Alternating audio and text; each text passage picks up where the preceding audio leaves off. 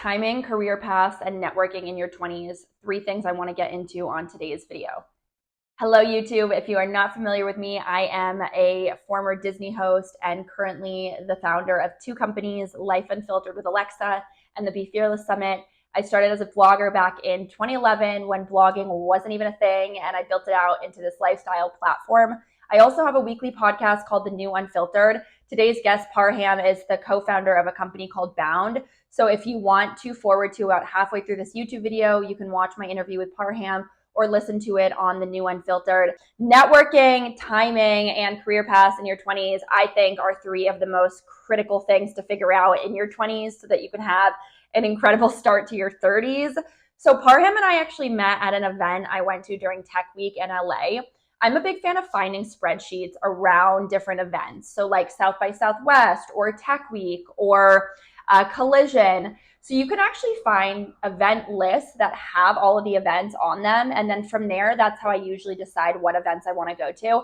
I'll look at that spreadsheet with like hundreds of events on it, and I'll go through and figure out who it is that I want to network with and meet. And then I'll make my own list in a different Excel or Google sheet. On this particular day in June, I decided I wanted some free food. And there is a really nice high-end apartment complex in West Hollywood called AKA. And there literally was an event that just was like interested in moving to AKA, come and network with people who live in the building and whatnot. Now, AKA is literally $8,500 a month short-term living apartments that are fully furnished. I have an apartment, as you can see right here. So I don't need to move into AKA, but that was probably the best event that I went to. I was standing at the charcuterie board, which, by the way, was the most exquisite charcuterie board of my life. And this guy is standing next to me. And I think I just looked at him and was like, is this not the most beautiful charcuterie board you've ever seen?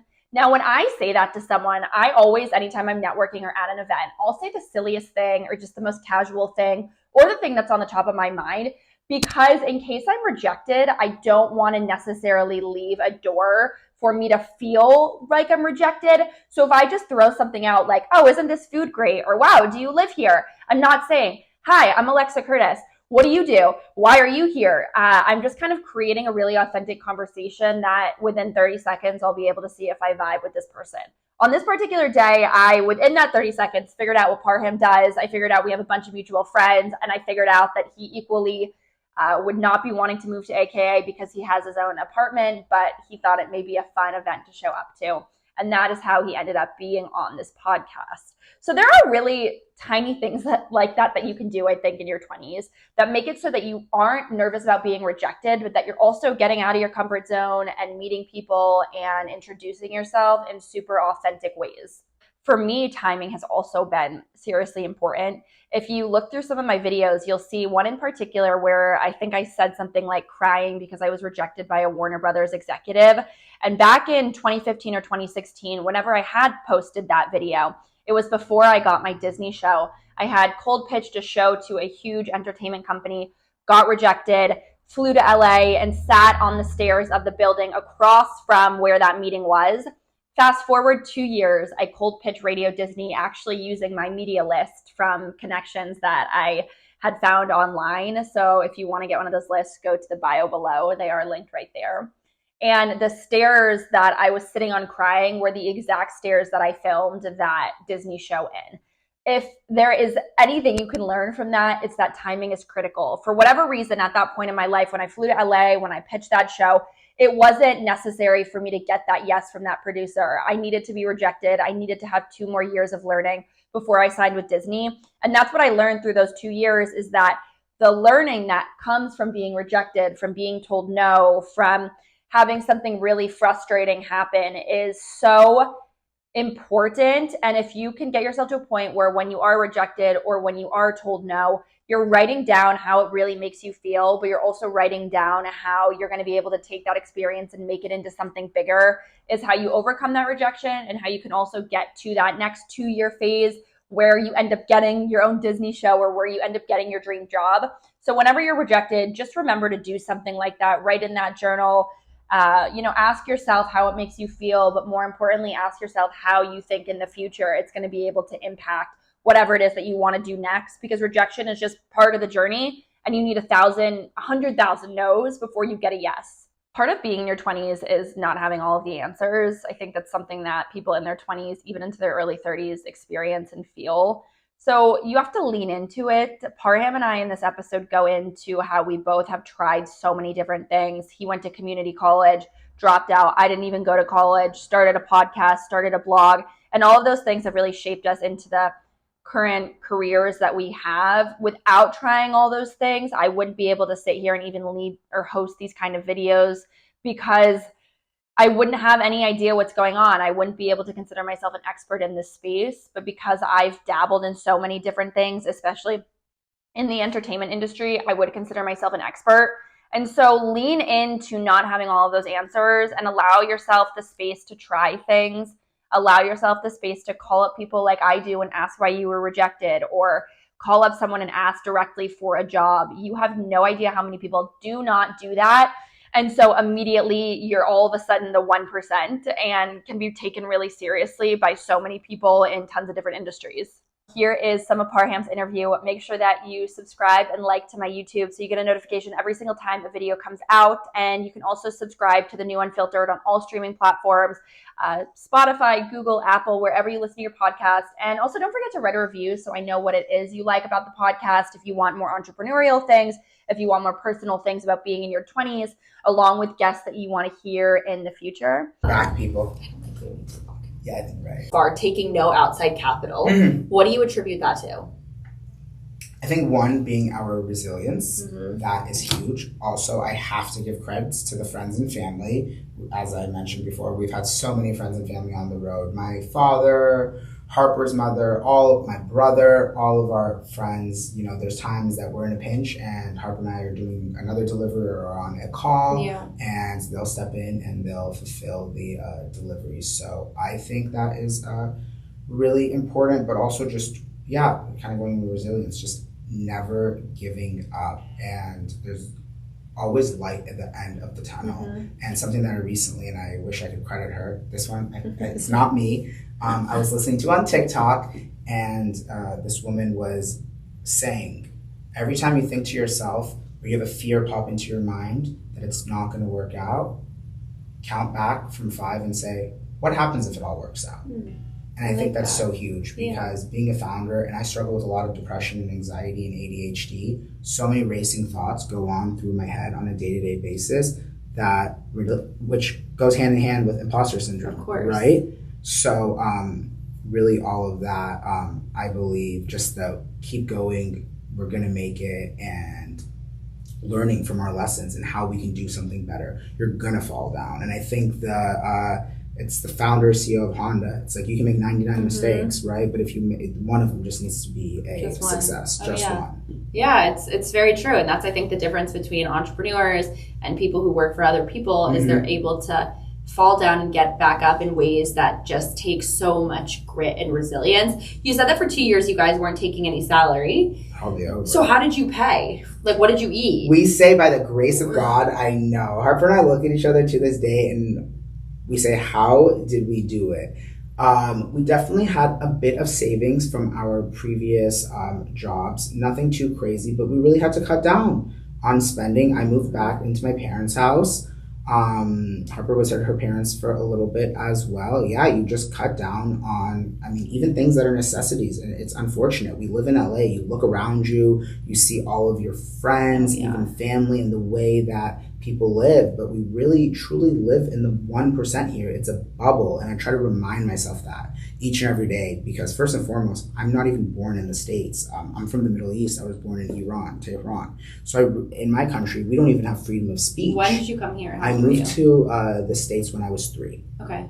And it's unfortunate because I would be enlisted if I go back to my country. So I can't go back because I do have some family members there. But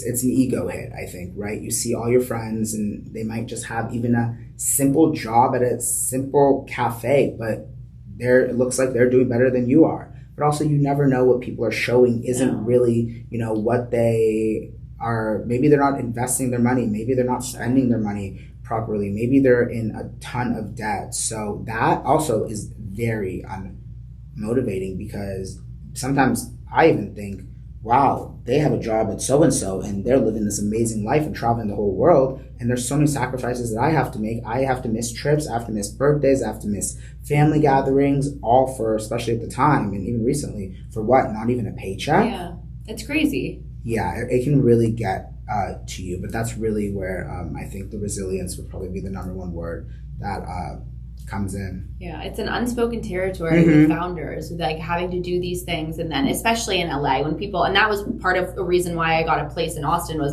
I got really sick here of living in that bubble. I don't know if it's just originally because I'm from the East Coast. Now that I've gotten older, like even being back here at Tech Week, like meeting you, whatever, I feel like I could live here full time again easier now than when I was here naive and like scared and not really knowing anyone. But it is very much a bubble. And I don't know if it's just because the wealth like of people is so high and so unique. Like there are just, the lifestyles here are so lavish in comparison to people with millions of dollars in like Houston, Texas, do not do and act and look like the people in LA. Right. But I'm assuming with Bound, I mean, you must see like so many different people.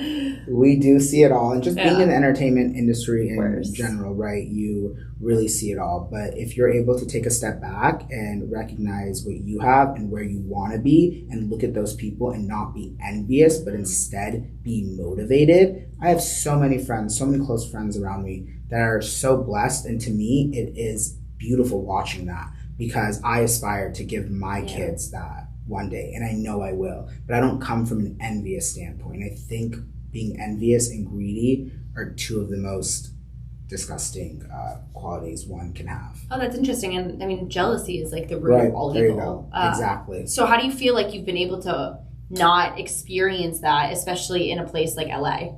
Me being so superstitious, I'm going to say my evil eye. I have it a tattoo. Yeah, oh yeah, let's go. I know, I always have to have Real a piece of, that's for sure, the synergy.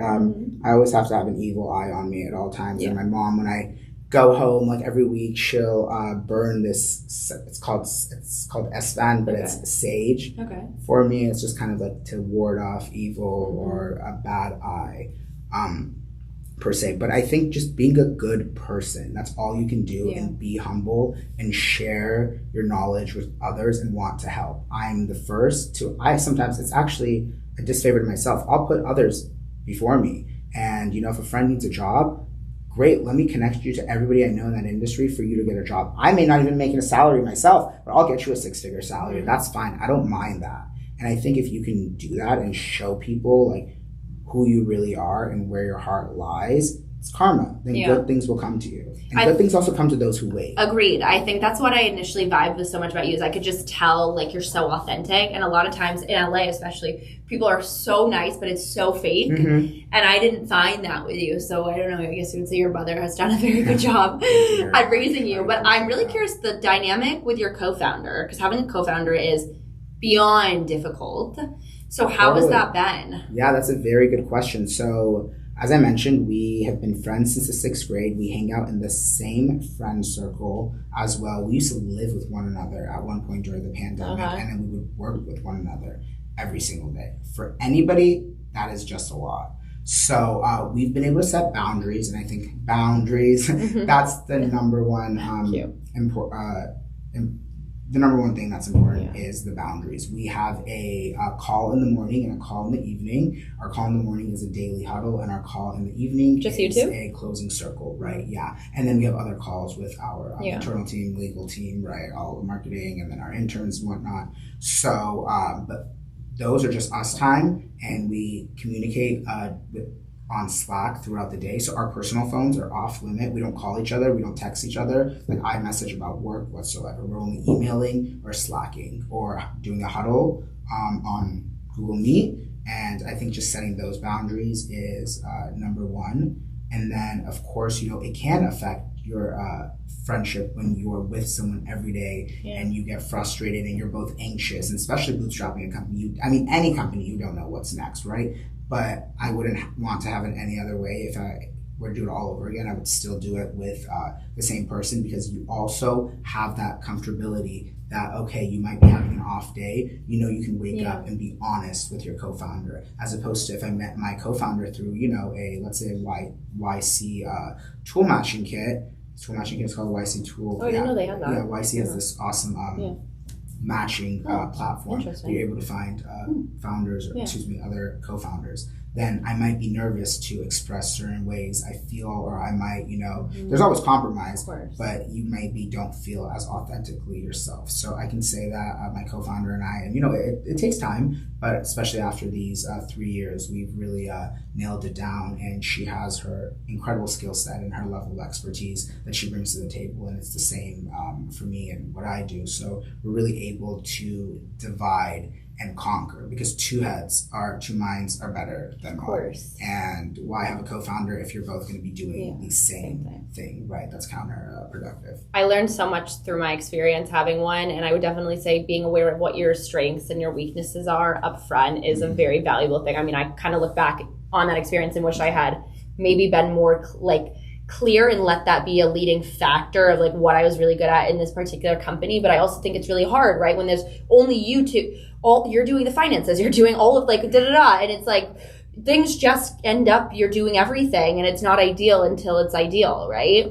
Exactly. And that's another thing that, maybe some people don't see. They think you're going to launch a company. Oh, it's all glamour. You get to work less. No, it's the polar opposite. I do deliveries probably from 9 to 5, and then I get on my computer from 5 to 9 answering emails that I couldn't have during the day. And, it gets frustrating as well, right? When especially you have both you and your co-founder and you're on the road, you get exhausted and you burn out. A little bit of it for us, I will say, was different because we launched during the pandemic. So it was kind of nice not having the pressure of, let's go out tonight, let's go to dinner. Everyone was cooped up. So my co-founder and I were just working at home every night together. And now that, the pandemic is, I feel like I can officially say, hopefully the pandemic's over, right? That's not a controversial statement. No. Now we'll go to co-working spaces. We'll have specific days that we work together, and then we'll have our video calls, and then we'll meet with clients. It's just a more healthier way. But I do believe I think working just remote, you don't get optimal results with a team. No. You do need to have those IRL experiences. Even something like this podcast, I'm sure probably during the pandemic, right? Did you have to during the pandemic, I think I was doing mine during the pandemic, and it was all Zoom, and it sucked. It's just you can't catch a vibe. No. Honestly, I'd be a whole different person right now if you were talking to me through the lens of the camera. How can I pick up your vibe? How can we interact? It just feels so artificial. Of course. And especially even with calls with investors we take, our number one thing is, let's meet in person. Yeah. We're happy to come to you, but let's meet in person so we can, because at the end of the day, an investor is investing in you. Sure, the idea is great, but you're who's going to take, you're the brain behind it. You're who's going to take this idea from here to here. Of course. You say it perfectly. Where do you envision Bound going? What is your goal? I mean, I hate when people are what's your 5-year plan? But if you could see this company being the next, this XYZ, what would you say? Right. We would want to be, first I want to say everyone's, but maybe we also say we're the Raya of delivery services, right? Because there's Bumble, there's Tinder. So an elevated group of brands and individuals go to delivery service. Love it. Love it. Where can everyone find out more about Bound? You can follow Bound on Instagram. We post all of the cool brands that we work with at Bound. I can't wait to hear about these the partnerships. Off air. I'll tell you those. Okay, Bound Delivery. At Bound Delivery. So that's BOUNDDELIVERY. That's across the board. So LinkedIn and Twitter as well. TikTok's in the making, so that's going to come for us next. And then personally for me, it's Parham, PARHAMMMM. So it's Parham, the 4 M's. And fun fact, today I'm going to post it. I have it queued up, but I'm doing a day in the life of a startup founder to just, continue the conversation and take, what I'm really preaching and show the goods and the bads and the ups and the downs. So I'm going to release that series on TikTok, which I'm very excited for. Yay. I can't wait to see it. I have to follow you on TikTok. TikTok is my worst nightmare and my best You're nightmare. great on TikTok. I think I actually follow you on TikTok. I don't have content yet, but after today I will. I'll follow you. I don't know. It's hit or miss. I find startup things, that's what I would like to say. the reality, but then that's not what performs well. It's like a weird thing. Right. So that's why I have a love and hate relationship. People want to see the glitz and glam. Yeah, exactly. And I get it, but like it's also the people who, not everyone has that privilege. So the people who are sitting are looking at this like, wow, but I can never obtain that, but they can obtain it. Mm-hmm. So exactly. You're amazing. Aw, thank you so much. Thank you so much for having me. It is such an honor to be here. I had so much fun. I could keep talking for another few hours. I know. I didn't think I would say that coming into the podcast. Please. And this is my first podcast. I was going to say that at the beginning, but we just so float and vibe. Yeah. I didn't get to say it, but yeah, no, I had a tremendous time. You did so well. And I'm going to start a new page called Parham's Quotes. And I'm going to take all of your stolen quotes and your you quotes and put them up. No, but seriously, thank you so much. Thank you everyone for listening to another episode of The New Unfiltered. This podcast airs weekly. Subscribe, give it a review, and if there's any founder or super dope person that you want to see me interview, send me a DM on Instagram at Alexa_Curtis or to the podcast Instagram page at The New Unfiltered. And I'll see you guys next week for a new episode of The New Unfiltered.